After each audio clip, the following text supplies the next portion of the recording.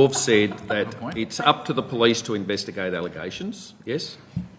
As the independent investigative agencies with all the tools and the powers to investigate criminal and corrupt behaviour, yes. So when you hear these allegations and see these allegations printed in our major newspapers, you don't think it's your responsibility. Do you think it's the responsibility of an 18-year-old apprentice, male or female, or a small business contractor to take it up with the police when they see corruption? Vitoria Police are the independent investigative... No, that's not the question. The question is simple. Who are you suggesting make the allegations of the police? If it's not you, and it's not your government, and it's not your minister's responsibility to raise these issues with the police, who are you expecting to raise the issue? Which means, and it goes directly to the example you gave, if a young person on a construction work site is either sees or is experiencing alleged criminal, intimidatory, illegal behaviour, we have now got a protected whistleblower pathway for those complaints to be made.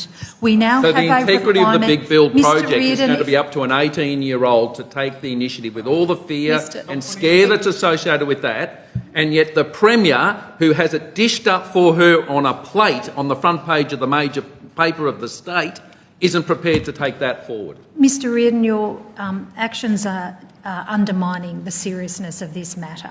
I was demonstrating to you that we have taken strong action by putting in place the framework that demonstrates that there is not only no tolerance for this behaviour, but there are the arrangements in place. As I said, should any worker being experiencing behaviour of the nature which you describe, there are now strengthened mechanisms and oversights. Excuse me, Mr Reardon. People to be protected should they have a complaint to be made. Talking about the most violent, corrupt bikies and groups in the state, and you want an 18-year-old to front up for that when you get the information and you won't do anything with it. There is now responsibility. No, Mr Reardon, I would appreciate... One staff person helping him, and he can come up with a problem of which you continue to refuse to tell this committee how you plan to safeguard workers in Victoria and the Victorian budget.